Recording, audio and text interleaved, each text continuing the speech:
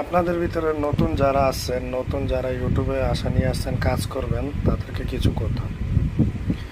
তো আপনারা যদি অল্প দিনে যদি ভালো সাবস্ক্রাইবার, ভালো ভিউজ পেতে চান, তাহলে নিয়মিত ভিডিও আপলোড করতে হবে। আর যে কোনো একটি ক্যাটাগরি নিয়ে আপনাকে কাজ করতে হবে। যেমন মনে করেন আপনার ব্লগিং টাইপের ভিডিও করতেছেন, তো ব্লগিং টাইপের ভিডিও আপলোড করতে হবে। এটা হচ্ছে একটা ক্যাটাগরি। দেখা গেছে আপনি কুকিং রিলেটেড ভিডিও বানাইতে চাইতেছেন, ওই ভিডিও আপলোড করতে হবে নিয়মিত। ঠিক আছে? যদি দেখা গেছে আপনার ফানি ভিডিও নিয়ে কাজ করেন, তো ফানি ভিডিও আপলোড করতে হবে।